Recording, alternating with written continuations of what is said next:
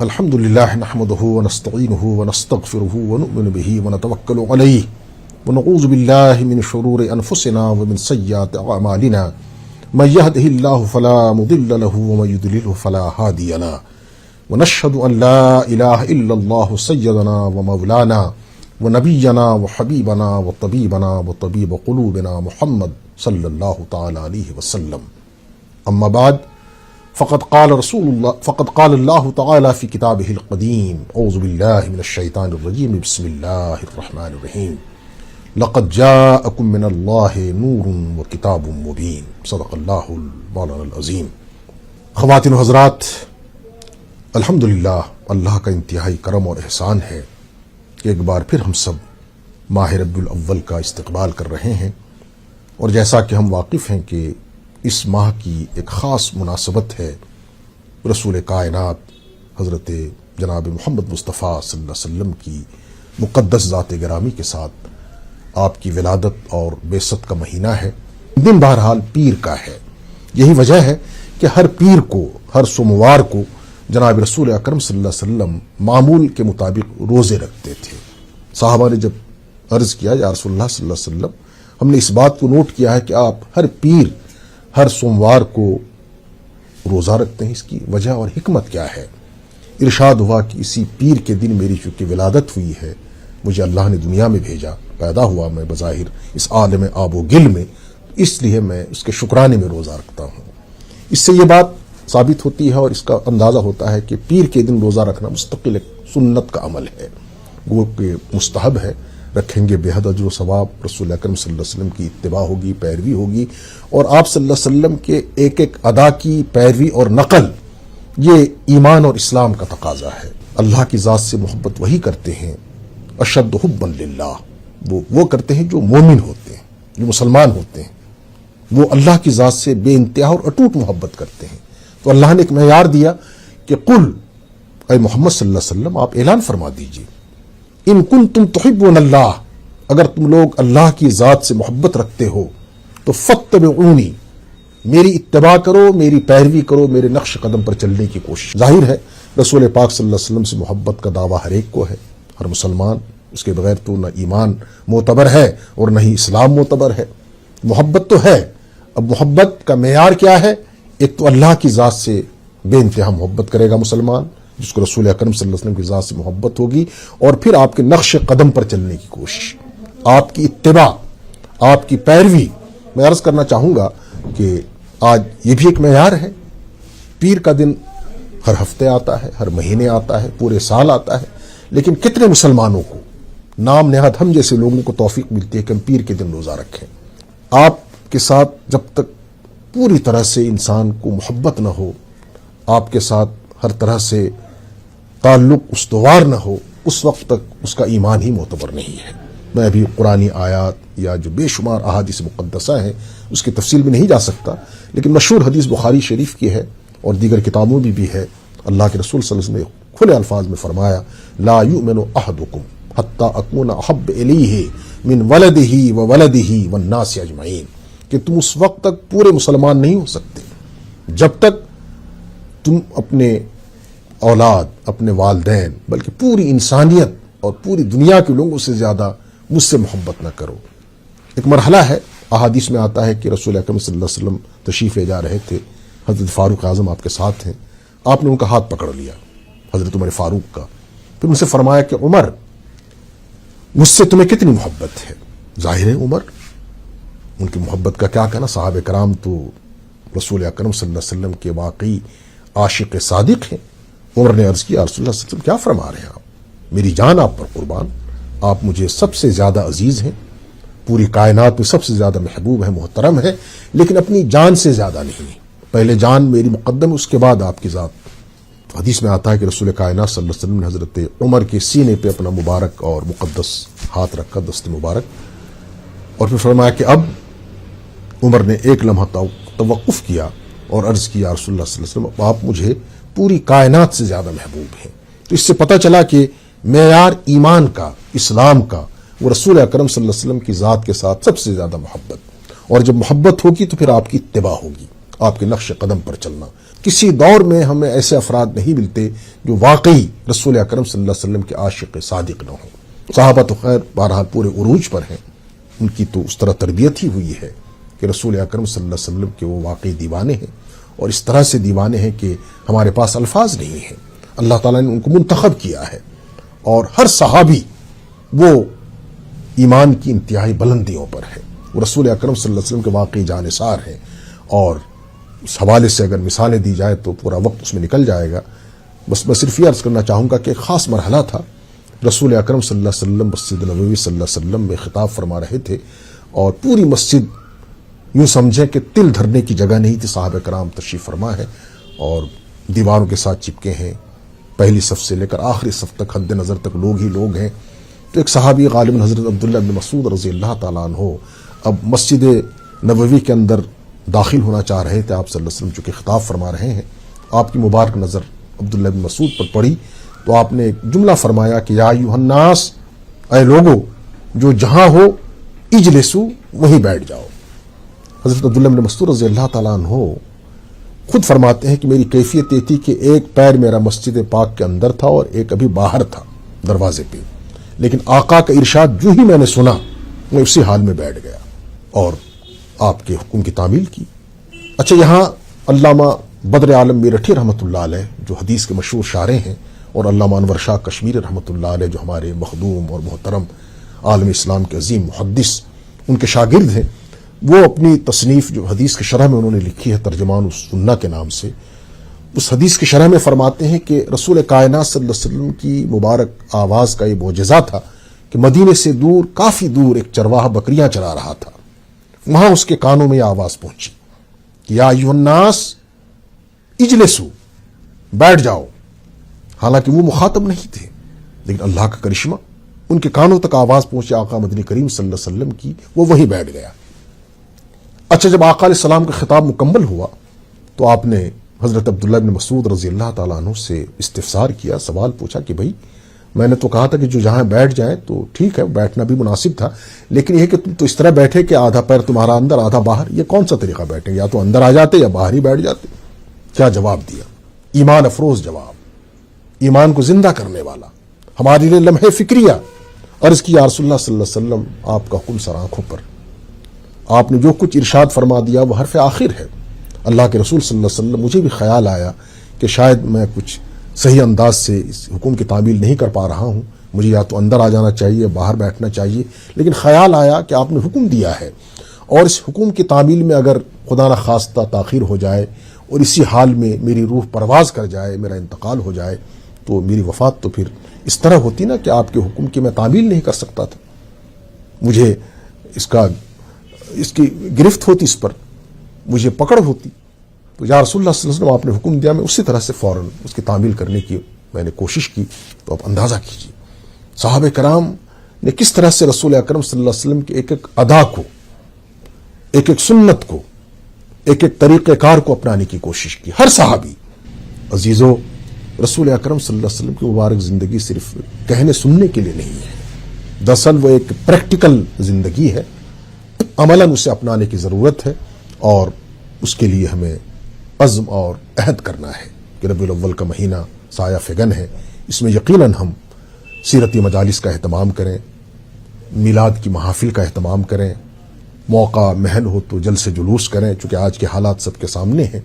لیکن جس حد تک ہماری رسائی ہو عوام تک پیغام محمدی صلی اللہ علیہ وسلم کو پہنچانے کے حوالے سے کوششیں کر سکتے ہیں وہ کریں، لیکن اس عزم اور اس عہد کے ساتھ کہ آج سے ہم اپنی زندگی کو تبدیل کریں گے۔ رسول کائنات صلی اللہ علیہ وسلم کو اللہ تعالیٰ نے ایک نارمل انسان کی طرح نہیں بھیجا ہے دنیا میں، آپ کی بعثت، آپ صلی اللہ علیہ وسلم کی ولادت ایک خاص مقصد کے لیے ہے اور ایک خاص مطمع نظر کی خاطر، اور ظاہر ہے رسول اکرم صلی اللہ علیہ وسلم کی جو ذات ہے وہ ذات ہر دور کے لیے ہے، ہر زمانے کے لیے ہے، ہر عہد کے لیے ہے، تا قیام قیامت آپ کی ذات ہمارے لیے ایک اسوہ حسنہ ہے۔ آپ کی تعلیمات عالیہ، ہدایات مقدسہ، آپ کے دیے ہوئے جو اسباق ہیں وہ ہم ہر دور میں اس کو مطالعہ کر کے اس کو عملاً اپنی زندگی میں فٹ کر کے ایک انقلاب لا سکتے ہیں۔ حضرات، آپ کو معلوم ہے کہ بر صغیر کے ہمارے عظیم فلسفی شاعر جنہوں نے اپنی شاعری سے بعض ہمارے قلمکاروں اور اہل تحقیق کے مطابق پیغمبری کا کام لیا. میری مراد ہے حضرت دانا راز علامہ اقبال رحمۃ اللہ علیہ. ایک عظیم شخصیت، انہوں نے اپنی شاعری کے ذریعے جو پیغام دیا خودی کا، خودداری کا، اور سب سے پہلے انہوں نے جو کتاب لکھی اور پھر انقلاب آ گیا پورے بر صغیر میں اس وقت، شکوہ جواب شکوہ. جب علامہ نے شکوہ لکھا تو تاریخ میں آج بھی آپ پڑھیے کہ پورے بر صغیر میں ایک طرح سے آگ لگ گئی. علمی حلقوں میں خاص طور پر بڑے بڑے علماء جبہ و دستار والے انہوں نے اقبال کو کافر قرار دیا، انہیں اسلام سے خارج قرار دینے لگے، نعوذ باللہ مرتد بھی کہنے لگے کہ اقبال نے اللہ کے حضور شکوہ کیا ہے. معمولی حیثیت کا انسان حضرت حق جل مجدہ سے لب کشائی کرے، کیا حیثیت ہے ان کی. تو بہرکیف ایک طوفان بدتمیزی پورے بر صغیر میں اس وقت، ابھی نہ ہندوستان منقسم ہوا ہے، پاکستان نہیں بنا ہے، بنگلہ دیش نہیں ہے، ایک ہی ملک ہے متحدہ ہندوستان. تو پورے ہندوستان میں بر صغیر میں ایک طرح سے آگ لگ گئی. اقبال نے کیا کر دیا؟ شکوہ کیا اللہ کی بارگاہ میں، اللہ کے حضور میں، اللہ کے دربار میں. علامہ اقبال خاموشی سے سب کچھ برداشت کرتے رہے. طنز، تیر، دشنام ترازی، کفر کے فتوے، یہ سب انہوں نے انگیز کیا، برداشت کیا. جب تھوڑا سا جوش ٹھنڈا ہوا اور فضا کسی حد تک اب ہموار ہونے لگی تو اقبال نے پھر جواب شکوہ لکھا. مجھے یہ عرض کرنا ہے کہ جواب شکوہ لکھا اقبال نے تو اس کے آخر میں جو انہوں نے جو شعر کہا ہے اصل میں وہی حاصل ہے میری گفتگو کا. اقبال فرماتے ہیں اللہ تعالیٰ کی زبان مبارک سے کہ کی محمد سے وفا تو نے تو ہم تیرے ہیں، قل ان کنتم تحبون اللہ. کی محمد سے وفا تو نے تو ہم تیرے ہیں، یہ جہاں چیز ہے کیا لوح و قلم تیرے ہیں. تو دراصل حضرت محمد صلی اللہ علیہ وسلم کی ذات کے ساتھ وفا، ان کے ساتھ خیر کا معاملہ، خیر سے میری مراد یہ ہے کہ ان کی اتباع، ان کے نقش قدم پر چلنے کا عہد اور عزم، سب کچھ پھر ہمارا ہے. ہمیں نہ لڑنے کی ضرورت ہے، نہ جھگڑنے کی ضرورت ہے، نہ ہمیں احتجاج کی ضرورت ہے، نہ اسٹرائک کی ضرورت ہے. اگر ہم حضرت محمد مصطفیٰ صلی اللہ علیہ وسلم کے واقعی متبع بن جائیں، آپ کے حقیقی پیروکار بن جائیں، تو پھر پوری کائنات کے ہم مالک ہیں، سب کچھ ہمارا ہے. یہ جہاں چیز ہے کیا لوح و قلم، عرش اعظم تمہارا، عرش و کرسی اللہ کی خاص جو علامات ہیں، اللہ کی جو خاص گویا کہ حکومت چلانے کے تخت و تاج ہیں، وہ سب اللہ تعالی ہمارے دامن میں ڈال دیں گے. تو عرض یہ کرنا ہے کہ ربیع الاول کے اس مقدس ایام میں جہاں ہم رسول کائنات صلی اللہ علیہ وسلم کی مبارک زندگی کا مطالعہ کریں سنجیدگی کے ساتھ، گہرائی کے ساتھ، ذمہ داری کے ساتھ، وہاں اس بات کی بھی کوشش کریں کہ رسول پاک صلی اللہ علیہ وسلم کی ذات پاک سے ہم اخذ اور استفادہ کس طرح کر سکتے ہیں، کس طرح سے ہم اپنی زندگیوں میں تبدیلی لا سکتے ہیں، بہتری لا سکتے ہیں. اس کے لیے ہمیں اپنی کوششوں کا، مثبت کوششوں کا آغاز کرنا ہے. بلا شبہ رسول اکرم صلی اللہ تعالی علیہ وسلم کی ذات جو ہے وہ ہر دور کے لیے، میں نے عرض کیا کہ ہر زمانے کے لیے، ہر عہد کے لیے، ہر ملک کے لیے، ہر خطے کے لیے اس میں کوئی تفریق اور امتیاز نہیں ہے. اور وہ اس لیے نہیں ہے کہ رسول کائنات صلی اللہ علیہ وسلم کی ذات اللہ تعالیٰ کے بعد ہمارے پاس سب سے زیادہ محترم اور مکرم ہے، اور وہ اس لیے جیسا کہ کہنے والے نے بجا طور پر ہمارے ایمانی اور ذہنی اور فکری عقیدے کی ترجمانی کی ہے، اور بالکل صحیح کہا ہے کہ بعد از خدا بزرگ تو یہ قصہ مختصر. رسول کائنات صلی اللہ علیہ وسلم کی ذات اللہ کے بعد انتہائی محترم ہے، مکرم ہے، اور اللہ نے آپ کی مقدس ذات کو بھیجنے کے حوالے سے قرآن میں جا بجا جو بلند کلمات ارشاد فرمائے ہیں، مثلا لقد جاءکم من اللہ نور و کتاب مبین، ان اللہ کی طرف سے تمہارے پاس اللہ کا نور آ گیا. نور سے مراد رسول اکرم صلی اللہ علیہ وسلم کی ذات مبارکہ ہے، آپ کی تعلیمات ہیں، ہدایات ہیں، قرآن مجید ہے. اچھا، اللہ کی جس قدر نعمتیں ہم پر ہیں، جس قدر احسانات ہیں، ان میں سب سے بڑا احسان پوری انسانیت پر وہ رسول اکرم صلی اللہ علیہ وسلم کی ولادت اور بعثت ہے. یہی وجہ ہے کہ اللہ تعالیٰ نے آپ کی ذات کو نعمت اللہ قرار دیا، یعنی اللہ کی نعمت. اور سب سے بڑی نعمت وہ حضرت محمد مصطفیٰ صلی اللہ علیہ وسلم کی مبارک اور مقدس ذات ہے، اور اس ذات سے ہمارا الحمدللہ ایک رشتہ ہے، ایمان کا رشتہ ہے، عقیدے کا رشتہ ہے، ذہن اور فکر کا رشتہ ہے، انسانیت کا رشتہ ہے، اور عقیدت و محبت کا رشتہ ہے۔ تو اس رشتے کو سامنے رکھ کر ہم رسول اکرم صلی اللہ علیہ وسلم کے وجود ذی جود سے، آپ کی بابرکت ذات سے ہر دور میں بغیر کسی تفریق کے، بغیر کسی الجھن کے فیض اٹھا سکتے ہیں اور اٹھا سکتے ہیں، اور اٹھانا چاہتے ہیں تو اٹھانا چاہیے، اور اس کے لیے کوئی رکاوٹ اور دشواری نہیں ہے۔ قرآن حکیم ہمارے سامنے ہے، چونکہ قرآن مجید یہ رسول اکرم صلی اللہ علیہ وسلم کی لائی ہوئی تعلیمات کا مجموعہ ہے، اور پوری دنیا اس بات سے متفق ہے آج بھی کہ قرآن جس طرح سے روز اول میں اللہ نے اتارا، نازل کیا، ایک علمی کتاب، اس کی عملی جو صورت تھی وہ رسول کائنات صلی اللہ علیہ وسلم کی مبارک ذات تھی، وہ کتاب ہمارے سامنے آج بھی موجود ہے۔ گویا کہ زندہ نبی کی زندہ کتاب ہمارے سامنے ہے، اور ہمارے ہر مسئلے کا حل اس کتاب مبین کے اندر موجود ہے۔ اس سے ہم استفادہ کریں، اسے پڑھیں، اور دیکھیں کہ اللہ تعالی ہم سے کیا کچھ کہہ رہے ہیں، رسول اکرم صلی اللہ علیہ وسلم کی ولادت بعثت کا مقصد کیا ہے، اور آپ دنیا میں کیوں تشریف لائے، آپ کے آنے کی وجہ کیا ہے۔ ظاہر ہے وجہ یہ ہے کہ انسانیت کی اصلاح ہو، انسان ایک حقیقی اللہ کی بارگاہ تک پہنچ سکے، اس معبود مطلق کو وہ راضی کر سکے جس کی وجہ سے انسان کو اللہ نے دنیا میں پیدا کیا ہے۔ وما خلقت الجن والانس الا لیعبدون، اللہ تعالیٰ کا ارشاد ہے کہ ہم نے انسان کو جو پیدا کیا، جنات کی تخلیق کی، وہ اس لیے کہ میری عبادت کریں، میری پرستش کریں۔ ظاہر ہم اللہ کی عبادت کس طرح کر سکتے ہیں؟ اسی طرح کر سکتے ہیں جس طرح سے جناب نبی ثقلین، امام النبی، امام کائنات رسول محمد صلی اللہ علیہ وسلم نے عبادت کر کے دکھایا۔ آپ انسانیت کے پیغمبر ہیں، انسانوں کے پیغمبر ہیں، جنات کے پیغمبر ہیں، جن و بشر کے پیغمبر ہیں، حجر و شجر کے پیغمبر ہیں، بحر و بر کے پیغمبر ہیں، خشک و تر کے پیغمبر ہیں، اور ازل سے لے کر ابد تک کے پیغمبر ہیں۔ وہ اس لیے کہ رسول اکرم صلی اللہ علیہ وسلم کی جو تخلیق ہے اس کے کئی مراحل ہیں۔ ایک تو اول تخلیق آپ کی ہے، جب اللہ تعالیٰ نے آپ کی تخلیق کی، حضرت آدم کا بھی پتلا تیار نہیں ہوا تھا۔ اس کے بعد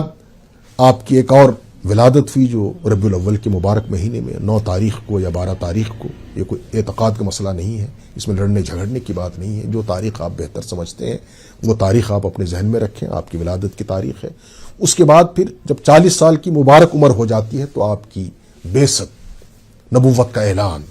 رسالت کا اعلان۔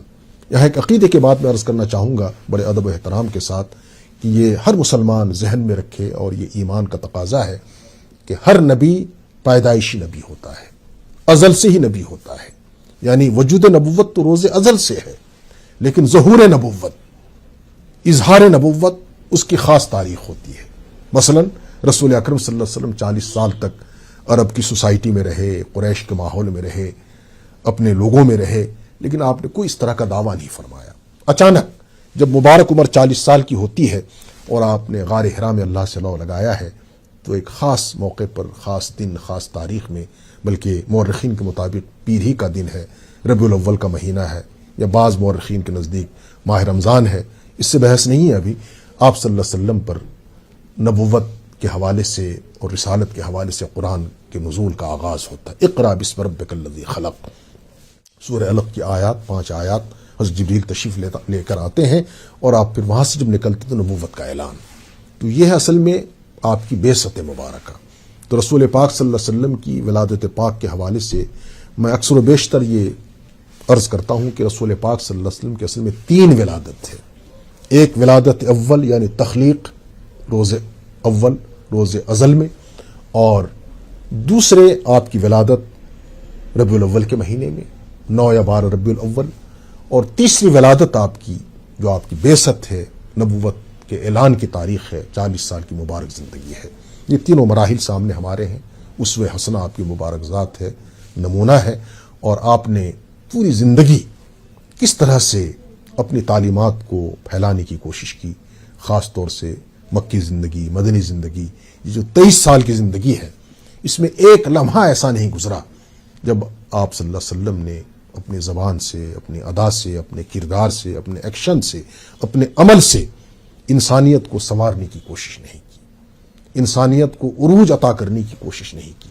اسے اپنا مقام یاد دلانے کی کوشش نہیں کی، اور اسے یہ سبق بار بار آپ دیتے رہے کہ بس ایک اللہ کی پرستش، اس کے سامنے جھکنا، وہی معبود مطلق، وہی خالق کائنات، وہی رازق، وہی مالک، وہی معبود اور وہی مسجود اور وہی مستعان، اور اسی سے مدد طلب کرنا، یہ پوری انسانیت کو آپ نے سبق دیا۔ اس سبق کو اصل میں آج ہم تقریباً بھلا چکے ہیں۔ ہم آج دریوزہ گر کیوں ہیں؟ ہم آج در در کی ٹھوکریں کیوں کھا رہے ہیں؟ ہم آج افلاس، میری مراد افلاس سے صرف مالی کمزوری نہیں ہے، ذہنی افلاس، دماغی افلاس، سوچ اور فکر کے اعتبار سے جو مفلسی ہم پر چھائی ہے، اس کی وجہ کیا ہے؟ اس کی وجہ یہ ہے کہ ہم نے رسول کائنات صلی اللہ علیہ وسلم کی جو عظیم تعلیمات ہیں، جو لافانی تعلیمات ہیں، جو ابدی تعلیمات ہیں، جو انقلابی تعلیمات ہیں، جو اصلاحی تعلیمات ہیں، جو انسانیت کو سنوارنے اور سجانے والی تعلیمات ہیں، ان کو تقریباً فراموش کر دیا ہے۔ دعوے بہت ہم کریں گے، آسمان تک اونچی اونچی باتیں بھی ہم کر لیتے ہیں، لیکن حقیقت یہ ہے کہ ہم رسول اکرم صلی اللہ علیہ وسلم کی امت ہونے کی حیثیت سے آج اسلام پر ایک دھبا بن چکے ہیں۔ میں بھی وضاحت زیادہ نہیں کر سکتا، نہ زیادہ مسلمانوں کی دل شکنی کر سکتا ہوں، اپنے دوستوں کی، عزیزوں کی، چونکہ مجھ سے زیادہ آپ واقف ہیں۔ ہمارا کردار ڈبل ہے، ہمارا گفتار ڈبل ہے، ہماری خلوت الگ ہے، جلوت الگ ہے، ہم مجلس میں الگ نظر آتے ہیں اور تنہائی میں الگ نظر آتے ہیں، ہماری زندگی مسجد میں الگ ہوتی ہے اور جب ہم بازار میں جاتے ہیں تو الگ ہے۔ یہ دوئی اللہ کو پسند نہیں ہے، اس دوئی کا اسلام سے کوئی تعلق نہیں ہے، یہ تو نفاق ہے۔ آپ سماج کے کسی طبقے کو دیکھ لیجئے،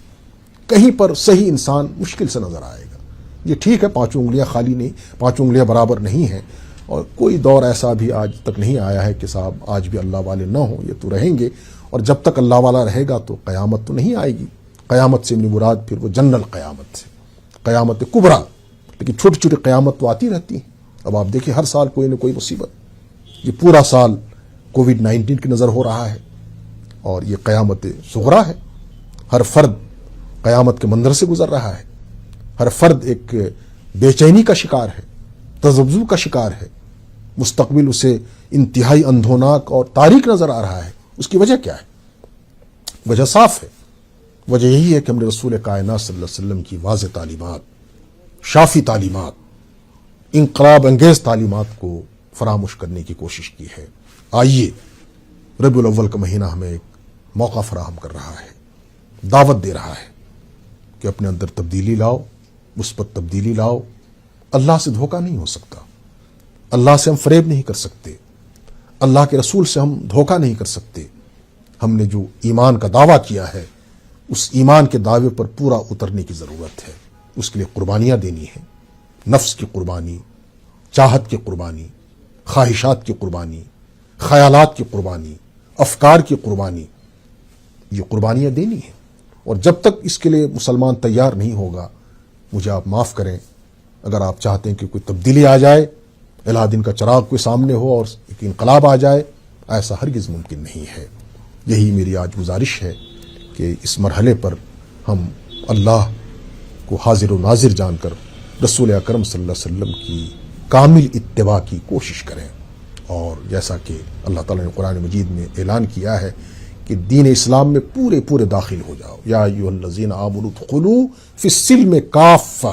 ولا تتبعوا خطوات الشیطان، کہ مسلمانوں اسلام میں، دین اسلام میں پورے داخل ہو جاؤ۔ اور اسلام میں داخل ہونے کا مطلب یہ ہے کہ رسول کائنات صلی اللہ علیہ وسلم جو اسلام کا سب سے